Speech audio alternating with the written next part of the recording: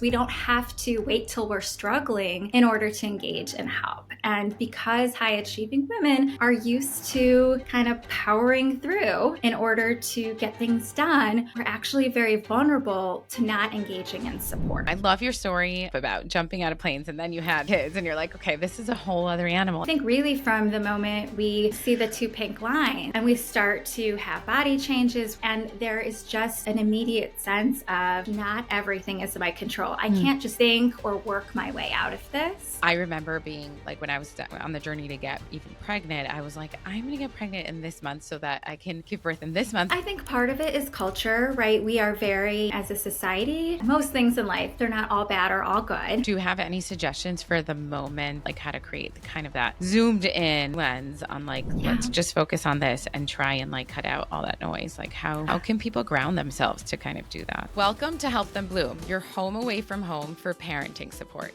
I'm Evelyn Mendel, child and parenting expert, and on this podcast, we're going to talk about all things child development, mental health, yours and your child's, and how we can use science-backed parenting strategies to preserve what really matters, our human connection with our kids. On Help Them Bloom, I sit down with experts to explore the influences, both good and bad, that drive kids to become who they are. Join me on this journey of parenting with more compassion, self-awareness, and a commitment to do your best as you gain all these new insights. Together, we're going to discover how to stay truly connected to our children, even through the toughest of moments. Let's bloom together. Hi, everybody. Welcome to a new episode. I'm here with Priya Waldo. She is a therapist and coach who specializes in working with high-achieving women, especially through the transformative journey from pregnancy to postpartum and beyond. We have lots to say about that journey on this show. Drawing from her experiences as the daughter of Indian immigrants, the wife of an Irish man, and the mother of both birth and adopted children, Priya also brings a deep understanding of complex family dynamics to her practice. Her personal motherhood journey enriches her work with empathy and beyond. Priya, thank you so much for being here with me today. Thank you for the invitation. I'm really excited to be here. I love talking to other individuals that are supporting parents on this wild and beautiful journey of parenthood. Yeah, once I got connected to you, I loved your specialty, and I think it's so needed. And I'm just so curious on how you really got to that niche of high achieving women in going into parenting. Yeah, so it really is born out of my own experiences. I have always been a very driven woman myself. I graduated from West Point and was an Army officer for several years. And I was very much, I loved being in leadership positions. I loved taking care of other people. I loved kind of really supporting achievement. And then I embarked on my own journey of motherhood. And I thought to myself, I can do this. I've in the military jumped out of airplanes, right? So that was a part of what I did. I got this whole parenthood thing. How hard could this be? And I quickly was humbled by parenthood. I did experience a traumatic birth with my son Jack, and thankfully was able to be physically well afterwards. But it was only through my own journey of recognizing I was experiencing really elevated anxiety for a long time. And after actually my daughter was born, I finally engaged with care and support and then realized, oh my gosh, it doesn't have to be like this. You can actually really enjoy motherhood and you can enjoy connection. And it doesn't have to feel like the next thing to achieve. And so based off of that own experience, my healing experience, I founded Healing Home Counseling Group, which is a maternal mental health practice here in my home city of Detroit, Michigan. And I imagined it would slowly build, but I started it in January of 2021. And so parents were struggling, understandably, because of the pandemic. And within, I would say, 6 months, I had more parents needing support than I could have ever imagined. And so many of the common narratives I were hearing, they were resonating with my own Mm, experience. Individuals who are very used to, if I just work hard enough, yeah. I can problem solve this, or seeing parenthood as an achievement. If my baby sleeps through the night, then I'm doing this right. If I'm able to respond to everyone else's needs in my life, then I'm doing this right. If I can jump back into my work and not have a stress in doing that transition, I'm Yeah. doing this right. So after years of supporting people through treatment, I decided I want to get ahead of this. We don't have to wait till we're struggling in order to engage and help. And because high achieving women are used to kind of powering through in order to get things done, we're actually very vulnerable to not engaging in support. So Yeah. that really is where my coaching work was born. And I've been able to work with individuals earlier, ideally in early pregnancy, but throughout pregnancy, postpartum, and I say beyond, because so many of us, we kind of don't know what we don't know. I was Yeah. one of those people. And so as I'm able to go out and speak to people about, gosh, this is what you might be experiencing, and it resonates, then I'm able to engage with them in coaching and really build up the supports to We make a appreciate change. your support so much. It's so needed. I love your story when what you just brought up about jumping out of planes and then you had kids and you're like, okay, this is a whole other animal. And it really is a whole other animal. Like, do you think it's, do you think, especially for high achieving women who are so used to just having like this sense of control over what I put in is what I see the results in? Do you feel like that gets really shaken up when it comes to kids, which it's like, that's not the formula? Absolutely. I mean, I think really from the moment we, see the two pink lines Yeah. and we start to have body changes, we're experiencing that. For me, I experienced hyperemesis, so I was sick all the time during my pregnancies.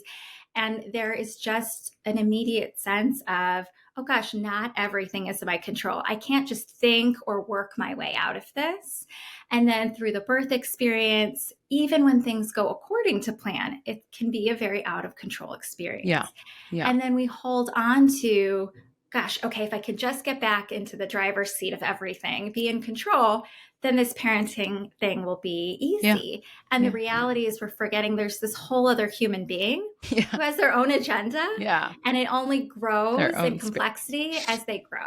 So when they're Yeah. little, brand new, it's one thing. But then when they have their own opinions and thoughts and feelings that are not the same as ours, it just becomes more difficult if we're trying to hang on to that control.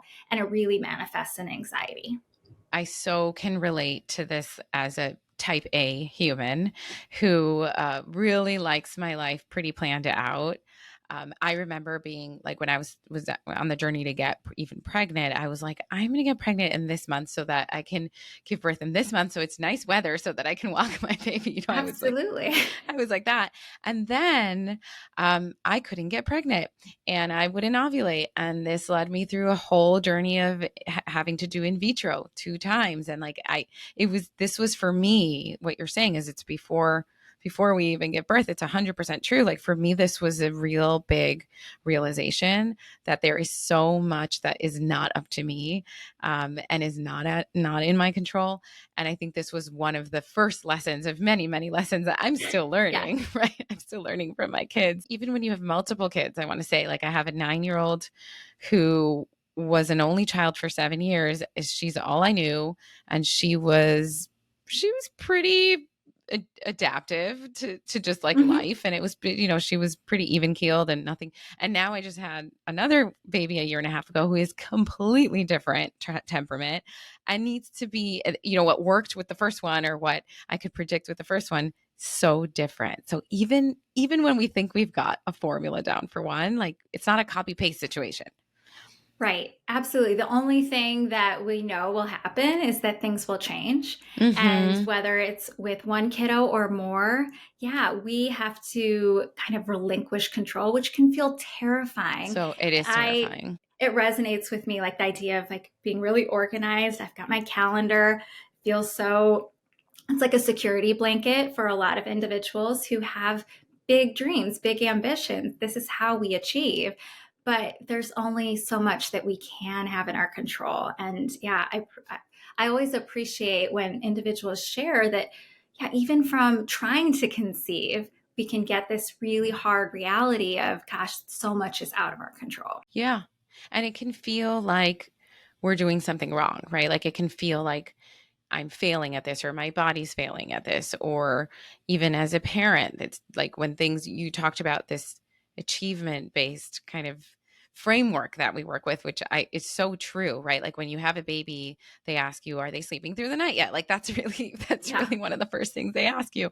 Or are you breastfeeding? And this is only postpartum. Like we really think like we think in milestones and we think in getting our kids and we compare to like those around. And this is sort of, I think, how we measure what type of parent we are or how well our kids are doing. Why do you think we're so caught up in this, like seeing it as like achievements?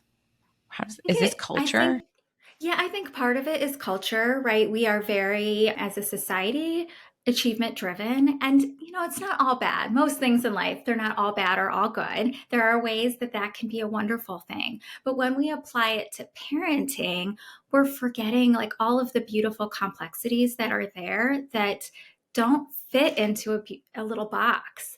And we're really, we do it to try to make things easier, right? The intention behind it is, oh, if I can just kind of like a puzzle, put it together, then this will be easier, not just for, me as mom, but for my kids too. Right. There's a lovely intention of like, oh, if I can get my kiddo to sleep through the night and really stay in their bed all night, all of the things that we continue to deal with as they grow, then they'll be happy and healthy too. Yeah. And so we're really trying to do it right. But what we forget is one, there's infinite right ways to do it. And two, there's infinite ways that our kids are going to need to grow and develop. It's not a trying to shove them into kind of the Yeah. standard milestones. They have their own journey, and we Yeah. can show up for that and support them without trying to control it all. Yeah. This conversation is reminding me also a little bit about how I don't, I just kind of connected this, but we're like projecting some of this like achievement culture onto our kids from the time they're really young. And so what I'm noticing, because I work with parents with young kids all the time on parent coaching, is there's such a pressure to put your kids in like every activity, like get them to read first, get them. So this is like really, it's not just us, but it's also like through our kids and like what they're achieving. And this is happening since they're such tiny humans. Are you finding this Right. too? Absolutely, right? Like our idea of what success or failure is, we end up projecting it, not meaning to at all, right? We Yeah. want them to be able to read someday. We want them to be able, even going backwards a little bit, to walk. We want them to do these things in order to live the life that they want to live and flourish. But when we project that onto them, they, yeah, from a really young age start to believe, oh, if I'm not doing what my classmate is doing, at the same pace or in the same way, that equates to not succeeding, not Hmm. achieving. And that's so many of the mothers that I coach, we really get down to like, what are the values that you Yeah. want to teach your kid? And 99 point, well, I'll say 100% of the time, none of them have said, oh, I want my kid to believe if they are on their own timeline for hitting milestones, let's say, that they are failing. They don't want to believe that. They want Hmm. them to believe, hey, we all have our own path, and to feel encouraged by progress rather than perfection or some Hmm. particular outcome. Hmm. And we're really kind of fighting against the masses here because I feel like society is just getting worse and worse in terms of achievement based and outcome based. And like, even if you look at like older kids, like the journey to get into college now is insane. There's so much anxiety in adolescence right now. I can't even recognize when I talk to friends I have who have older kids going into college.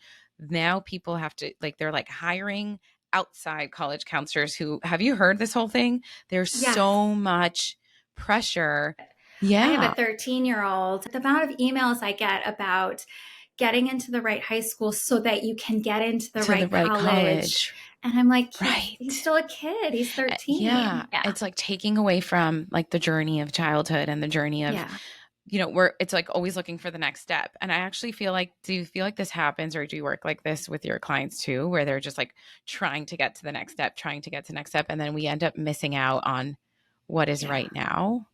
Absolutely. Yeah. Like the effort towards like how to again kind of achieve the next thing, they don't realize, one, the impact maybe on Hmm. their kid that's not actually in line with their parenting values, but then they as a parent miss out, right? They don't get Hmm. to be present and enjoy kind of the really simple things. I often talk to parents about, on our phones there's the portrait mode where it's just zoomed in on, That's let's say, your true. kiddo's face or something really special, and everything else is blurry. Like if we can create a lot of portrait modes, I love portrait mode that. snapshots in our Yeah. life, like that's what we're going to carry with us. And honestly, those moments are the ones that are going to make so much more of an impact on our kids than the moments where we're talking about the next thing, or why aren't you, I don't know, achieving the next higher level.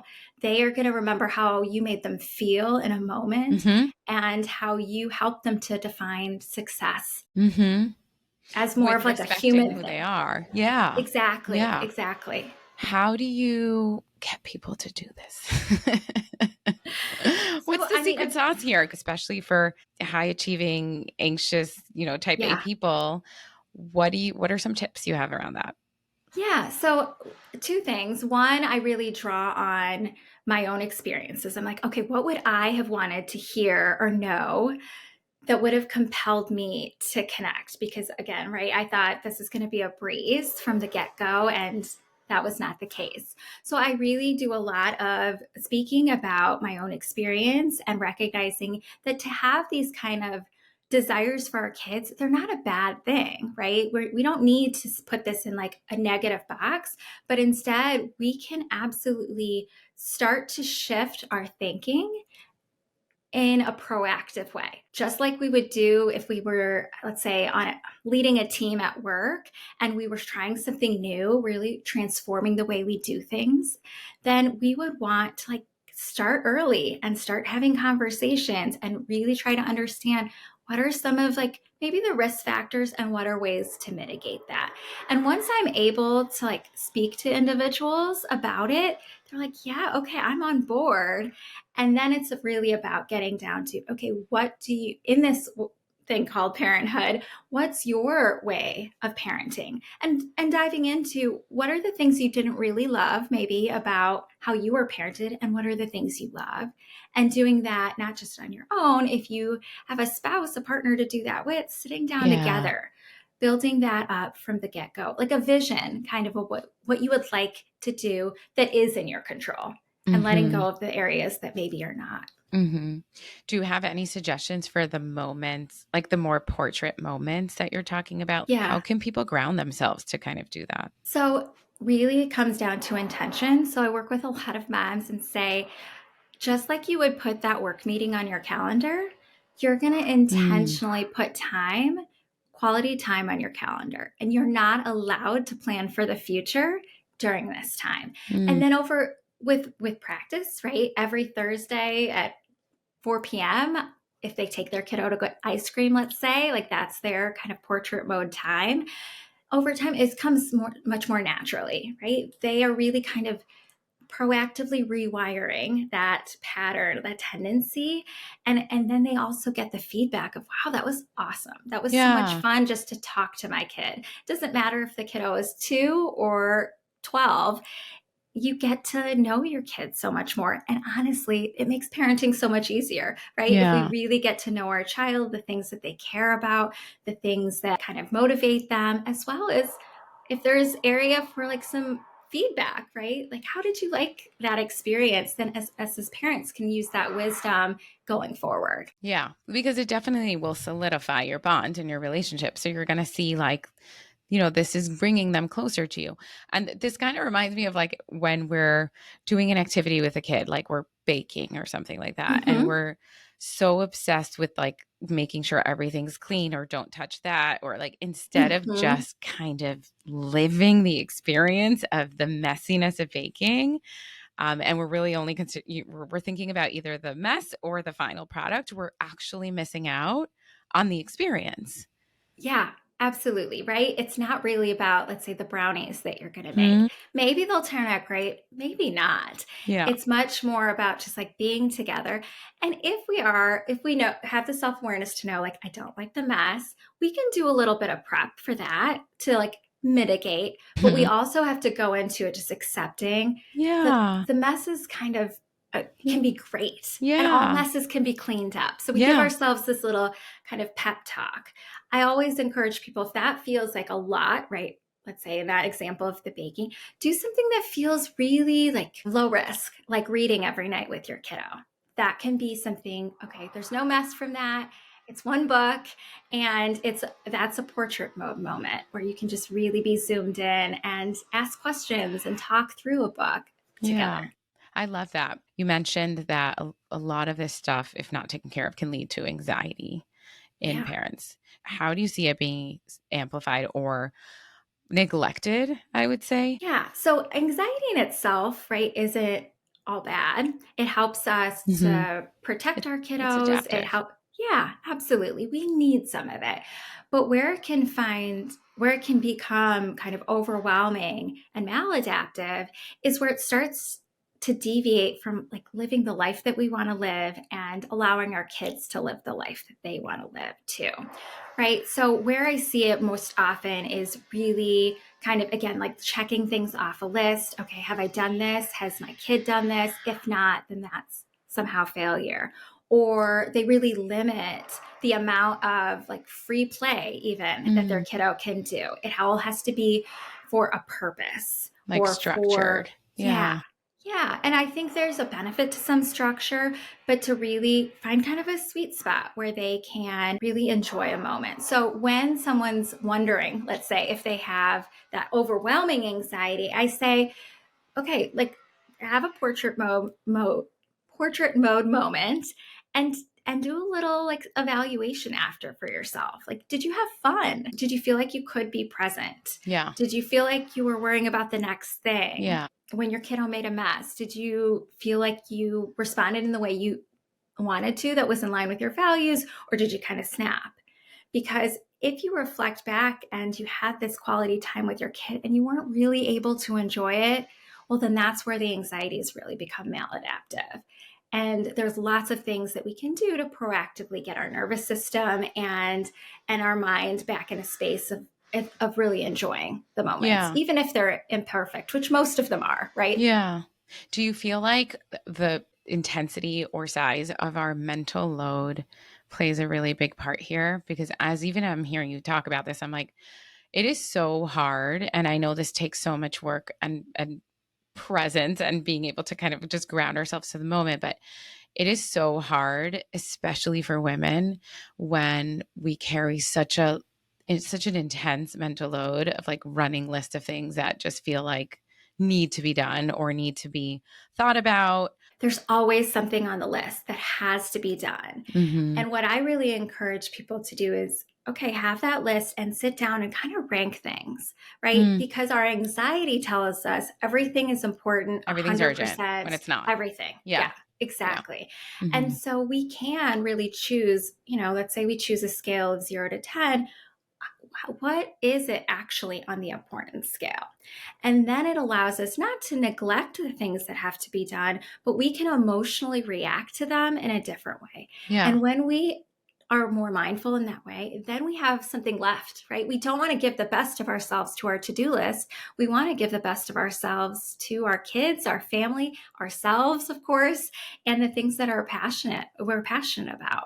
So rather than that list being in the driver's seat and everything being, a 911 alarm, Hmm. we really are stepping back and saying, okay, what importance do I choose to give to it? And I will say there's a piece societally, especially on women, that even if we're being intentional, there is so much expectation, right? There's so much put on your plate. So I don't want to dismiss it as if it's just so easy, Yeah. right? I continue to have to check in with myself and say, okay, got 4 kiddos that I want to give time to. I love spending time with my husband. I've got things that I really want to do. And then I also have need to do's. And how can, on any given day, can I evaluate in a mindful way of like what needs my attention so that I'm not just running on fumes at the Yeah. end of the day Or and like a chicken overwhelmed with without its head on, anxiety. like you're just like, Yes. tell us a little bit about you personally. So how do you balance this? Do you believe in a balance, or do you feel like there's going to be days that are better at this and days I'm better at this? Like, I would how do you say do this? both. I both believe that we can always kind of be working towards a balance, and then but to not achieve a balance on any given day is not a failure. Like Yeah. there's gonna be days that, despite our best efforts as parents, they're just, yeah, they weren't the best days, and we can reset in the next day. I'm really big on shifting from a mindset of like, oh, how do we have it all, to having what we as individuals want. So for me, like, yes, my career is incredibly important to me. I'm so driven in supporting moms and really changing the way that we look at the challenges of parenthood and the joys of parenthood. But I also very much want to be able to spend time with my kids. I want to have that space. So I'm very, every day, in a not a pressured way, but a intentional way, say, okay, what do I have going on today? What can I move to the next day without guilt for moving it to the next day, so that I can feel balanced today? And a part of that is my own self-care routine, which Hmm. I work with women a lot on developing, to be able to eat well, drink water, move my body, get adequate sleep. Those are always a part of how I am building out my Yeah. day. Like your foundational stuff. Yeah. Yeah. Yeah. Yeah. Do you get one-on-one time with them every day? I do. I You usually, do. it's homework for me. Hmm. I am a bit of a nerd. I love school. So I try to sit down with them. We all sit at the table together. So we get a little family time. But I try and sit down with each of them for a part of their homework. My 13-year-old, is less excited to sit down with me, but he does it nonetheless. And then I also make sure at bedtime, whether, Hmm. my husband and I kind of navigate reading stories with our kids, kind of taking turns with each of them, but I always make sure to say goodnight to each of them, give them a little bit of time and attention. So for me, I shift from quantity to quality, Quality. right? Yeah. Like making sure Yeah. I have that connection time, even if it's maybe 10 minutes at the end Yeah. of the day. And I do feel like at bedtime is like always when they're the most connected to us too, right? This is when they're Yes. like, I want to tell you all the 200 million things that happened today. And Yes. I'm like, well, And you're just like, please go to bed. Yeah. yeah. Okay. So finding spaces in your day, prioritizing. What I'm hearing you say a lot is prioritizing. Like we can't Yes. do it all. And a lot of the things that we carry are not as urgent as we think they are. So it's really like Yes. constantly being able to reevaluate what feels important for right now and what we can kind of move to the box of the later box, and constantly doing this, right? Because things come up every single day kind of thing. Yeah, absolutely. It's not where the goal is not to feel right, because it's not an achievement. The goal is not to Mhm. say, like, oh, I ended the day and every single thing that was on the list or everything that I intended to do was done. The goal is to say, like, I gave it my best and I prioritize caring for myself and the people that I love. Yeah. Yeah. And that can be how we redefine success during motherhood. I love that. One thing you talk about is that you help parents see that not everyone needs to parent the same way, and parenting the same way doesn't feel good or right for every family. Can you tell us a little Right. more about that? Absolutely. I hear so many parents saying, like, this thing was working for us. Like, my kids seemed to respond, but then I read something or I saw something on social media and I must be doing it all wrong. And I think I'm going to scar my kid forever as a Hmm. result. Not Yeah. just I might be doing it wrong. And I try to remind themselves, like, just as every child is different, every parent is different. And we can love our kids and give them everything that they need, even if we're doing it in a different way than someone else. Hmm. And if we choose, as we grow as parents, our kids grow, we grow too, we can always change course as well, but we can do it with compassion and from a really loving standpoint of, oh gosh, I gained some extra wisdom. I'm gonna shift it. Or I learned something new about my kid and I'm gonna shift it. So I always tell parents, especially if I'm working with them through that early parenthood stage, let's set a general course of what feels like the natural parenting style for you. Mm, Let's make a list of values, not what you want to do or achieve, but how you want to feel as a parent, mm. what you want to give to your kiddo that would feel really special. I And you love that. It's like, start what do you want to get there out and of build. this? Yeah, Yeah, because often we think, I so think true. I think mothers in particular, we think we're not supposed to get anything out of it. We're just supposed to be selfless Just and give and give. martyrs. We Yes. just endlessly give. Yes. And we're allowed to enjoy the experience and get something out of it too. Yeah. So, yeah, to really start from that place. And then Yeah. be really mindful of where you're getting, if you want to change course, where are you getting that information from? Mm. Is it from someone you really trust and you see how they are parenting and that really connects with how you Mhm. think that you'd like to feel? Or is it just someone who says 100% this is the right way? Right. Honestly, if anybody tells me 100% this is the only right way to parent in any That's a red aspect, flag. yeah, that's a red flag. No, thank you. Yeah. Exactly. Yeah, so it's really like also learning to kind of like cut out all this noise, on weed out. Yeah, You're going to get so many opinions, so many, it depends on the family. I know there's lots of verbal people and opinionated people in mine, sure. but it's really learning to tune into kind of your internal voice and intuition and what is landing well, because yeah, I think there's like, we're in the age of information, which is wonderful and also extremely overwhelming.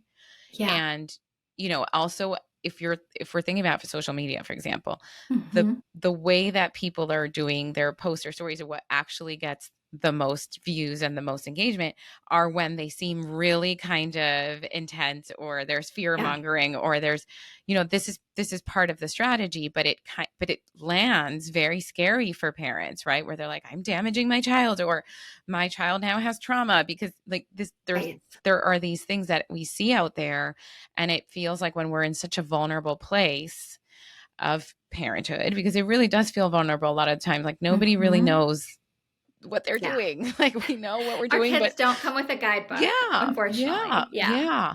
So I Yeah. just think that it's also important to kind of look at it from like a zoomed out lens and be like, we are there some, even just kind of places and businesses that sell supplies for babies, Hmm. they're like taking advantage a little bit of our vulnerability. And that's the point, that's the way they're going to sell things, is making us feel like we're lacking a lot. And so probably some of the work you do is to really help mothers see they actually have a lot more capability than they think they do. For sure. Yeah, that they can make wise decisions for their Mm-hmm. kiddos. And they can even make mistakes with their children, and that doesn't mean they're doing something Yeah. wrong, right? We Yeah. we learn through mistakes. But yeah, so much of what we consume, our brain is hardwired to go into kind of that fight or flight mode when we're presented with something. And what we don't realize is when it's for ourselves, we can fight it a little more easily. But when it's for our kids, Hmm. it's really hard. So we are very susceptible. So I always tell moms, if you find yourself going on social media or a particular book or anything, you feel worse afterwards, Yeah. then Unfollow, yeah, unsubscribe. give Yeah. yourself permission to Mm-hmm. take a break from that, Mm-hmm. and then find your people, right? Find the That is support that huge. might have new information but are providing it not in a panicked Yeah. way.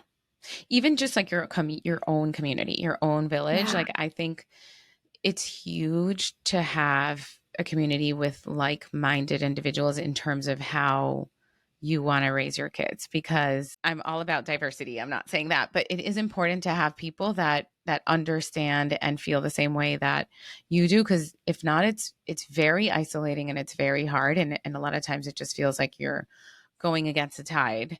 And so Yeah, when you like you're have, fighting. yeah, and Yeah. having to justify everything you're doing, right? So like, it's nice when you can surround yourself with a community that feels supportive in that way too.